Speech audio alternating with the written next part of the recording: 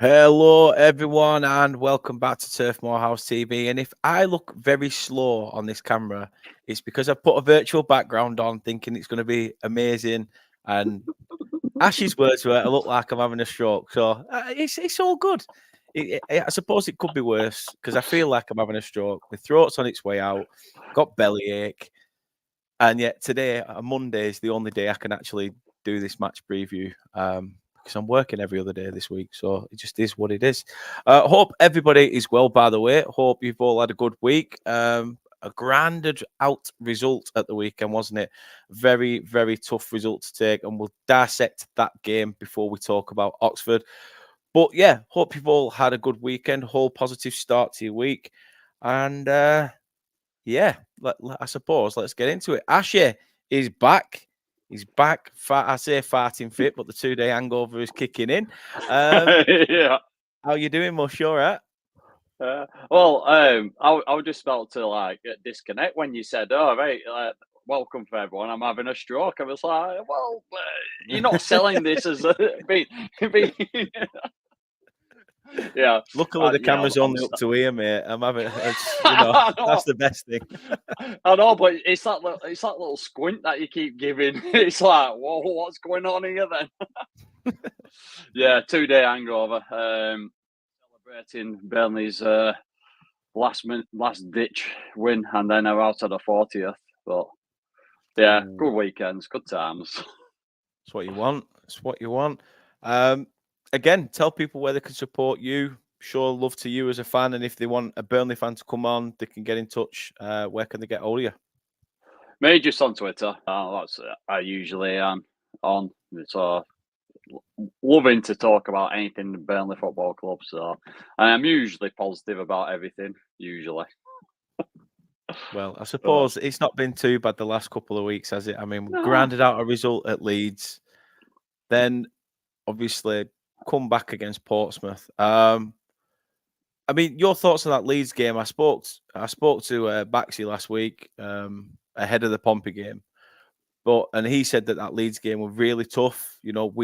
It sort of brings us to this game. Portsmouth were Yeah. us, and we were Leeds. We saw a lot of the ball tried to get forward.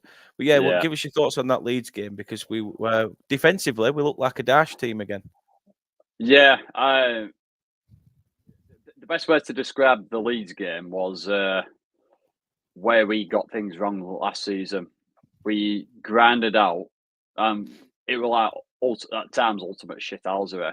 It needed there were nothing fancy or anything like that. Apart from Collie O'Shaw's just like wonder run down all the pitch after the Leeds play slipped up and he just nicely placed it. But we played some good football in the first half, but the second half was really, really tough to watch. But they just grinded it out. They just frustrated Leeds, and the more they frustrated them, I was expecting a Leeds late on, but I think they just threw everything at us. But I didn't have a plan B or plan C. They just yeah. Parker got his tactics absolutely right, spot on, and it set us up very nicely for the Portsmouth game, which was at times another very difficult watch. I tell you what, there was one of the most difficult watches though is watching that ball because I'm in Jimmy Mac upper. As soon as Brownhill rolling, we're all celebrating before it's going in because you can see it going in. But then it's just rolling, and it's like everyone's just watching it It rolling. took ages to drop. It took I ages know. to drop in. Like I watched it at home. I did a watch along on here, and it was just something else. Absolutely something else because it just seemed to take like good 10 seconds before it's even hit back at net. Will Norris absolutely beat him, but I mean, it was like you said that Leeds game took us to that Pompey game, and we were the team that had a lot of the ball. We were the team trying to find and carve that opening. And first half, we were too safe.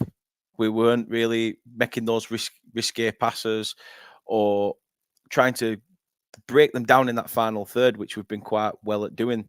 Um, Portsmouth, let's give them a bit of credit as well. I think Regan Yeah, Poole yeah, at the back for Pompey, you wouldn't have thought he'd been out for 10 months with an ACL injury, and that's his first game back, because I think he had the most blocks against us as well. He were outstanding for me. I thought he were up there for a man at match contender, if again amongst both teams. But yeah, your thoughts on it, because it was definitely a tale of two halves, that fixture. Yeah,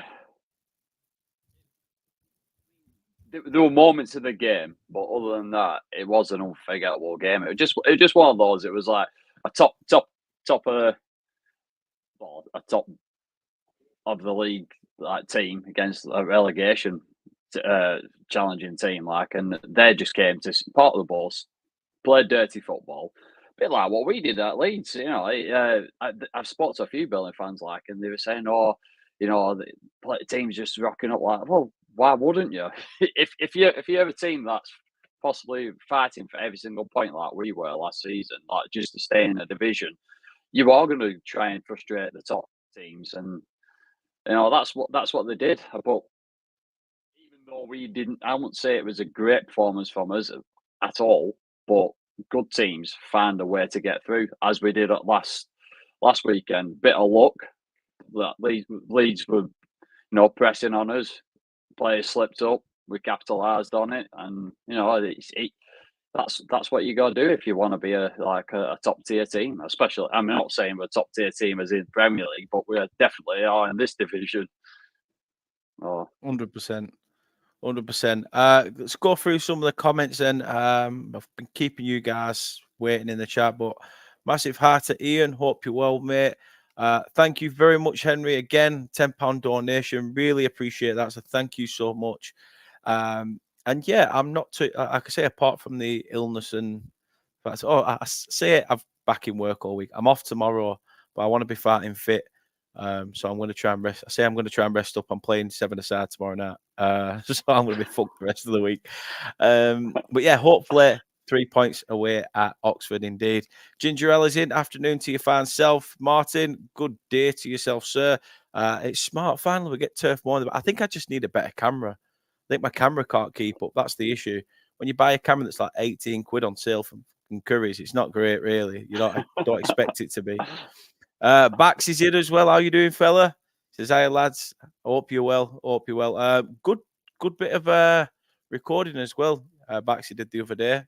He's been starting to go on the games, and well, he's been going on the games for years, but he started doing his own channel, doing match day vlogs and stuff like that. So any claret who's interested in all that, head over to Burnley Bax.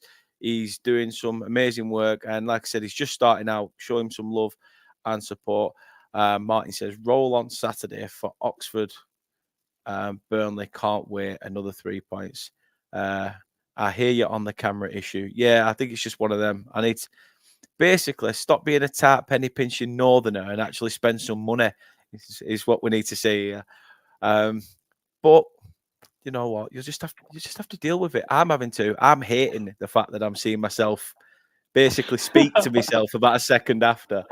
But we move. So yeah, obviously that goal itself. The two goals that for us. They scored first, didn't they? They went 1-0 up. Yeah. Let's talk about that. Probably against the run of play. Similar to how we got at Leeds. We just managed to get a lucky break. So did they. And again, probably shoddy defending for the ball to go straight across the face of goal, and it's a simple tap-in really for them. Yeah, they switched off. It's the only time the defence. Well, no, I say the only time because we also got lucky that because they hit the crossbar or the post. Yeah, I couldn't tell from the angle, but yeah, a Gulvey sort of back header, weren't it? Yeah, I'm questioning. Was that before or after they scored? Before. Yeah, it's a bit hazy with the weekend I've had, but yeah, we hadn't really done anything particularly fantastic that first half. But leading up to the goal, I would just run a play, and this defence, as it stands, I mean, you're going off against Leeds, they were solid. It was just a lack of concentration. I suppose it doesn't help that you've got a Steve I stay by your part of the house. It's Steve. Steve. He's still to the team, and we're relying such on. He's only like 21, 22. We're still relying very heavily on a young lad. Perez, brand new to the team. Egon Morale, lacking how It's doing me head in. I had to take it off. It's doing me head in. I wonder what got on then. So for people listening, I've took the virtual background off because it was doing me head in and I was lagging. At least now I'm talking in time. I'm moving in time. Look, I'm loose around this house. People only watching this. Dan's not only having a stroke now; he's stripping off. Oh, mate, I'm sweating my tits off as well. So yeah. So you got who's playing. I know he can play wing back, right back, but I think he is predominantly a centre back. And then you've got Worrell, who's I do think he's a good player, but it's a brand new defence. I think he had probably one of his best games last at weekend. Yeah, and then Trafford's on this redemption arc. I don't think he'd put a foot wrong, really. That the goal they scored, it was just a moment of lapse of concentration, and that's it doesn't matter what division you're playing in, that's going to happen if you don't take your eye off the ball for 1 second. But we found a way through it in the second half eventually. We did. I mean, again, we've had managers where we've questioned what they're doing in terms of substitutions. Parker got it spot on. We're asking questions when Hannibal came off because I thought he was just getting into his stride, or maybe I'm looking at that from a fan perspective of he's getting into his stride. A manager's looking at it as like he's going to end up getting sent off in a minute. We need to get him off. But yeah, we obviously brought Sarmiento on, and who else have we brought? Josh Lorette, best 500k spent this season. I don't think you'll find any other player this season that you spent 500k on and is going to bring solidity to that midfield as well. Really sharpen us up. But yeah, Burnley's first goal to get back into it. Contract? Yeah. I think we've got an option of a third. I'm not entirely sure. You can see that being snapped up, can't you? I mean, he's 29. He is 29. He's back end of his career. But that's what we've been screaming out for. And it was said in the documentary, wasn't it? We needed men. And we've got someone who's coming in and doing that. Have you seen the size of him? Yeah, he's a unit. Absolute unit. But, I mean, I thought Brownhill were going to shoot before the first goal because Sarmiento and him started playing like a bit of a passing thing. And then he looks like he's looking up to open himself up, Brownhill. Doesn't go for it, cuts back, plays it to Sarmiento. He then looks like he's going to cross it in, then takes that extra touch and shoots. I mean, what a finish and what a way to grab your first goal for the club. Yeah, I mean, so someone was saying it in pub afterwards. It was like watching Benton in our previous season championship, just the way he cut in.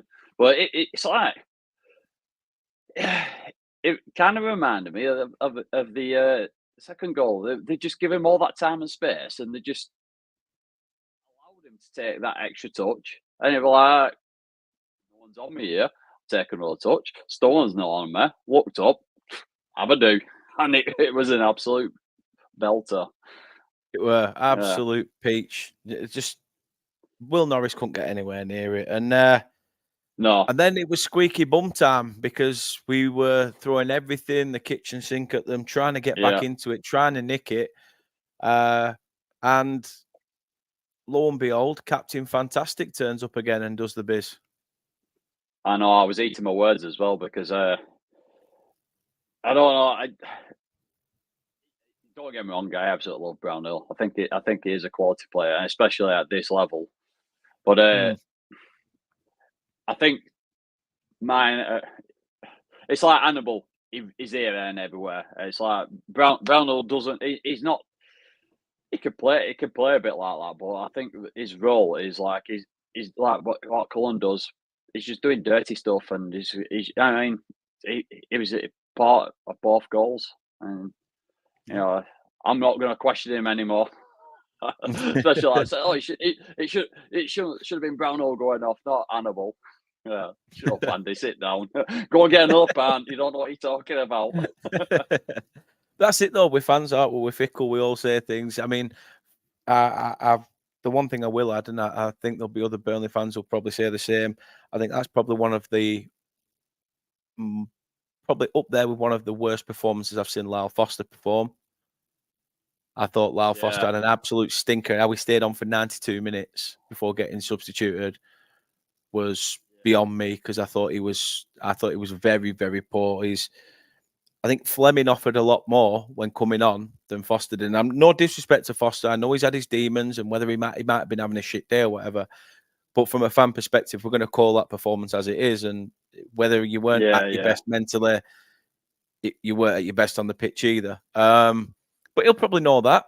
Looking back, they'll do all that after the game, check the data, look at our percentage of runs and your heat map and stuff and all that stuff. But yeah, who was standout for you? Because like I say, it was, as a team, we were brilliant. Pompey allowed us to sit back. Allowed us to come at them. We had all that possession. I think it took at least until 41 minutes before we even got a shot away. So it says something for Portsmouth. Now I expect them to probably do a lot better than what they are come the end of the season. But yeah, who was the standout player for Burnley for you? As daft as it sounds, it's probably the changes. As soon as Parker changed it up, I think it goes to show the man at match was Samarito. I can't pronounce his name, Samarino, whatever it's called. San Marino, fucking only time they get a win. Yeah. I'm still blaming it on the aftermath of this weekend. But yeah, he comes on, change the game. What he's on for like 30 minutes, 25 minutes, but walks off with man of match. So he stood out, and I do like the signings that we've made under Parker. I think he's bought Savvy or got Savvy loans. We've got Xavi. We've got Xavi. Did you say we've got Xavi? Yeah, didn't mean. I wish. Yeah. Yeah, we've got Xavi off Wish. We've got Josh Loren. That's it. Who needs Xavi? Yeah. You won't say that to his face, would you? Oh no, 100%. I'd be crying away in a corner. I didn't say anything. Promise. I swear. Yeah. Well, Colin also had a funny old game though, didn't he? I was just about to say. Decent. It was decent, but it weren't his usual. But saying that, when I was watching the game last weekend against Leeds, the first 10, 15 minutes before he actually scored, he was making good runs and making good passes, but then he was also giving away. He was at fault really for that one-on-one in the first couple of minutes last weekend. So I still think it's probably still. You've got to remember he's been out for a long time and he's just coming back. Well, he's not just coming back but he's just getting back into swing of things. But yeah, he had a bit of a quiet game because I think we were all thinking Colin Oshaw were just going to absolutely run away with this league, and I still do think he will over time if we keep him after Christmas. Well, yeah. Oh, it's gonna be tough. Obviously, let's see what happens in the running. This is probably going to be a shorter podcast than a lot of people are expecting because my best friend today has been the lavatory. Not that I need to go into any further detail, but it's when you've got a bad stomach, you've got to deal with the consequences, I suppose. But let's talk about Oxford then, because it is them up. We're away at the Kassam Stadium on Saturday. And John says, just going back to your point, Ashley, Coley or Short is better on the left wing cutting in. There was a few times under company. I think we played Manchester United. Coley Oshaw was having probably the game of his life up against Diego Dallo, and 10 minutes later he switched him to other wing. And I'm like, what are you doing that for, you prat? Yeah. Why have you done that? I'd say Coley Oshaw on the left, 100%, John. I think you've hit the nail on the head with that. But yes, Oxford United this weekend, a team that came up very similar to Portsmouth, did really well to push themselves up. Des, I forgot his bloody last name now. Buckingham, that's it. Des Buckingham, the manager, has got quite a decent team playing really well. They've probably looked at the likes of Ipswich and teams that have come up from League One and gone, you know what, let's just go out, give it a go. We're riding a higher promotion. And they currently sit 8th in the table, 2 points off the playoffs. What have you made of Oxford from what you've seen, or if you haven't seen them, just call it as it is? To be honest with you, other than them getting promoted, don't really know much about them. A couple of seasons ago, I was over in Spain, started the Championship season under Company, and the sports bar owner over there, he was an Oxford United fan, like. Oh, and because I was asking, because we bought, it was around the time we just bought McNally, so I was asking what he was like as a player, like, and he just said, yeah, we're just the standard, you know, we're not the greatest team in the world, but we're not the worst in that division, like. So I don't really, no disrespect to any Oxford fans out there, it's just opposite ends of the country, and we've not really ever, in the last 10, 15 years, we've not probably ever crossed paths. So no, it will be an interesting one to see, you know, see what they have to offer, and you know, if we can get the 3 points against them. Yeah, I'm just seeing if we can get the head-to-head up for the last time we actually played them, but it says here, in fact, it was 15th of April 2000 when it was Division 2. Yeah. So will that have been on the beginning of Turnant era, or? Yeah, probably end of Turnant. Yeah, I think Turnant were end at Millennium, weren't he? I think. No, if it were Div 2, because he left us in. Oh no, yeah, but weren't Div 2 Championship at that point, or was it Nationwide League? Nationwide League 1, weren't it? Oh God knows, they've rebranded it. God knows how many times. Yeah. In fact, let's have a look, see what it says. Burnley won 2-1. I'm not sure if I can get else up about it. But the attendance at Oxford that day was 7,549. Oh, not a lot. But we played them at home 28th of December. That same season, did the double over and won 3-2. We had 14,500 on. So, but yeah, I can't find any more than that, or who bagged or what. Yeah. Yeah. But you just got to look at this division. It's, I mean, Premier League's bloody tough, like, but this division, it's like anyone can beat anyone on a good day. I was just looking at the league. I mean, West Brom currently, as it stands, last 5, drawn 1, won 4. Sunderland were on a really good run, and they got a surprise defeat last weekend. But then they won again at the weekend. You know, we've had a decent run. We had, I think, that transfer window where we had going out probably didn't help us against Sunderland, and Rovers was just too soon to have a derby game like that when we were struggling with everything going on. But our last 2 games have been tough, but we've come out, you know, the right side of it. So I'm confident going in.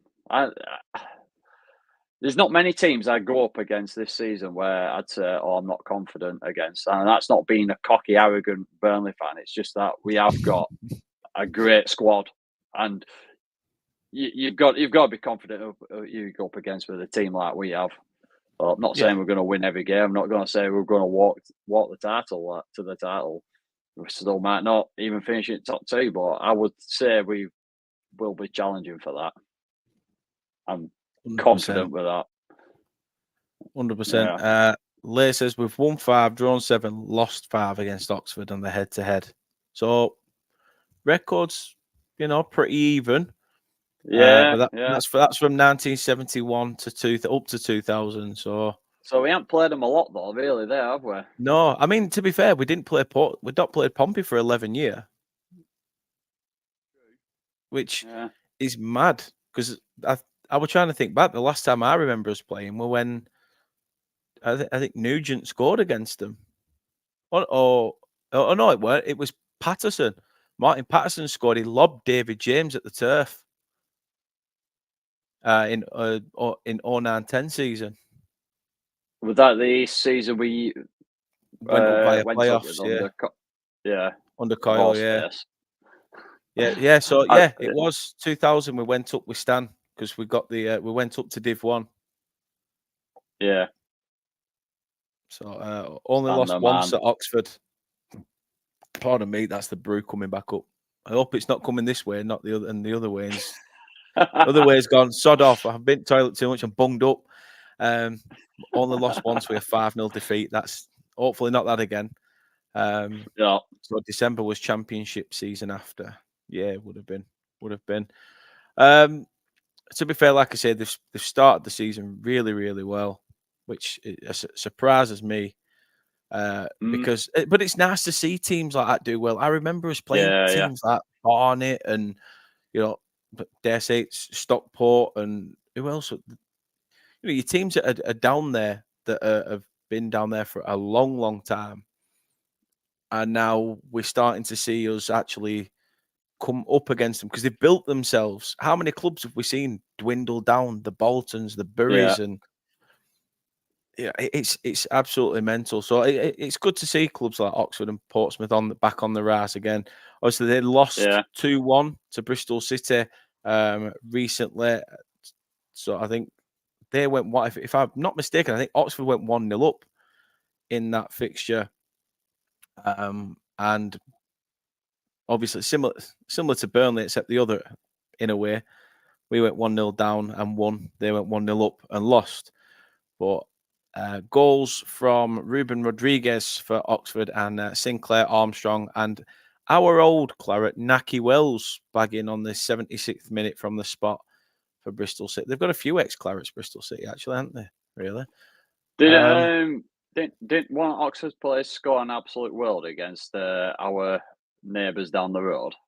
Second game of the season, I'm sure they did. Yeah, we sure it finished 2-1 to them. We won't speak of, but Oxford, they won. But Oxford players Mark scored Harris, an absolute screamer. Yeah, Mark Harris. It says to recover from a goal of the season contender from Mark Harris, who volleyed Oxford into a 44th minute lead. Yeah, it were unfortunately the unwashed ended up bagging. Yeah. Let's say sorry to ask, but one was in the 70s. Before my time, mate. Long before my time. And Henry says all I can remember is Cameron Brannigan. Yeah, he went there for a good few years. He did go there for a few years. I think they've got ex-Chelsea midfielder Josh McEachran now in there. And they've got a few players obviously on loan from Premier League clubs. I think Sarike Dembele is there on loan from Bournemouth. And a few others probably not off the top of my head that I can remember. But what you're saying then for this one? It's going to be tough. They're really decent at home. I mean, they've beaten Stoke already, beaten Preston. I think they started the season with a win at home as well. If who else have they got? In fact, they beat Peterborough 2-0 in the first round of the EFL. Beat Norwich 2-0, Southampton 2-0. That's going back last season, actually. But at home, they're unbeaten. They're actually unbeaten at home. It's going to be one of those games for us on Saturday. I didn't see that before. Yeah, right. 2000 was the right season. Yeah. No, I don't think we're at the first two games of this season. Just walk through, and then it's not gone downhill or anything like that. But it's been a change of team, and I don't think we're still quite back to where we were with are basically our relegated team. So I don't know. I suppose if we get an early goal, that could change it, and we could end up winning comfortably. But I think I'll go with 2-0 to us. Well, I think it'll be a hard fought battle to get that. And I suppose it depends on the starting lineup he actually plays. Like, because I mean, you said it, Foster weren't very good, but do you play Fleming there? Fleming's kind of wasted. I mean, he played really well at Leeds, I thought, because he really is out of position up front. He's normally like just behind. I think Foster needs somebody with him. I dare say Foster needs somebody with him, and I think him and Fleming would work really well because both players are great at holding the ball up and trying to get other players involved in the game. So if you get one doing that and one playing on the shoulder, it can work. It can work. It's something that obviously you'd expect the club to look at and look into, but at the moment, we'll see what happens. I mean, Ashley, if you let me ask you then, who would you start? Who would be your starting 11 for this game on Saturday? Providing he's fit, I think Roberts has got to be straight back in. I mean, I've not heard because when the team sheet came out, it was like, "Where's Roberts?" I thought took a knock on duty for Wales. So hopefully he'll be back. But yeah, Roberts has got to be a starter for me. So the back line keep as it is, but just with Roberts coming in if he's fit. Mid, it'd be very, very stupid to drop either Brownhill or Cullen. I think they've got to be absolute starters, them two. But then it's where do you Hannibal start and further up, or do you have Fleming there? So that's the tough decision. I mean, this is a great situation for Parker to be in. He has got some really good players, and you've still got to think we've got Ramsey and the forgotten man Trezor to possibly come in there. Like, but for wings, Collie Oshaw definitely has to start for me.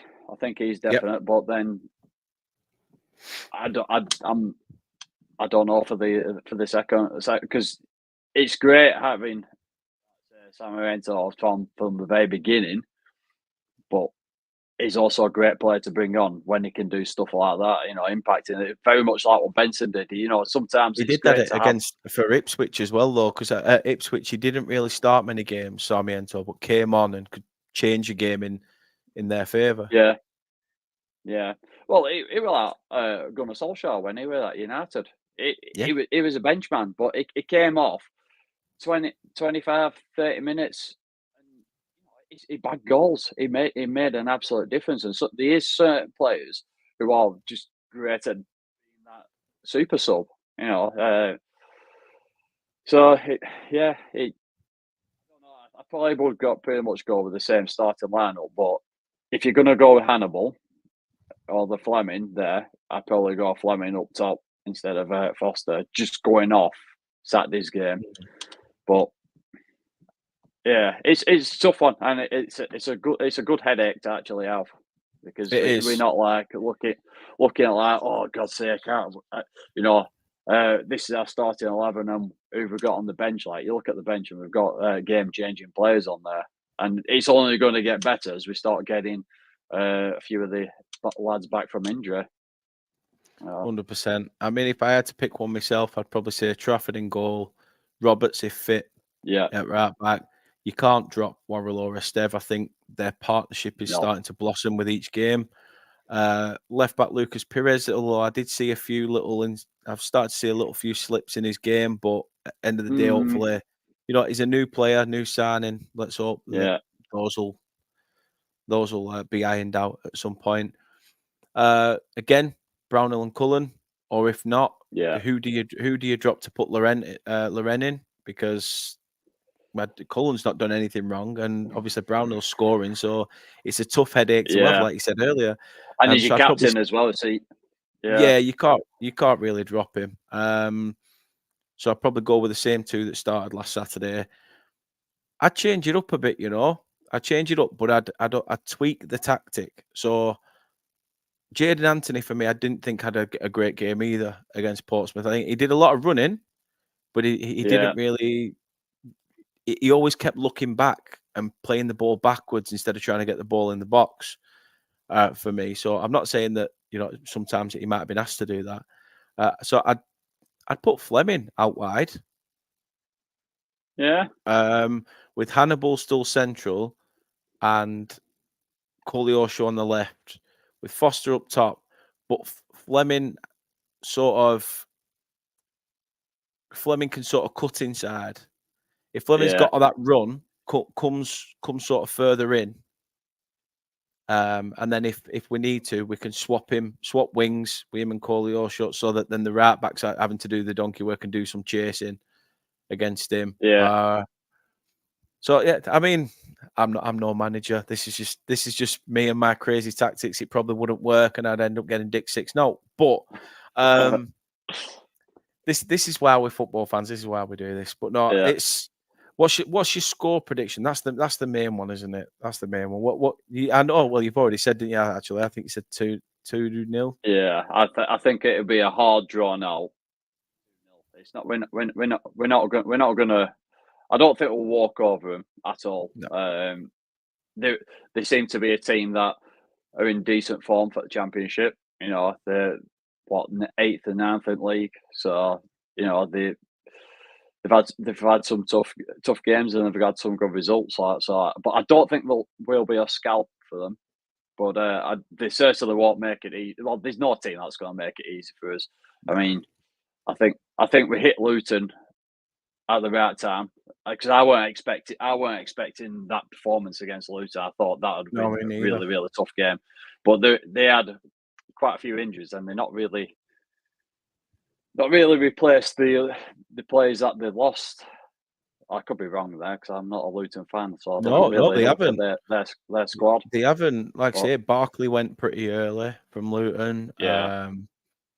They've kept hold of Tahith Chong and a few other players like that, but really, where have they? They've still got a lot of the players that were there, but it's whether they've got, they've been relegated, whether they've got the knack to get themselves back up. We've seen with Huddersfield, with Blackpool, that sometimes when you come down, it's how you turn that negative into a positive. I mean, I know they signed Victor Moses recently on a free. Sorry, the 15th. Yeah,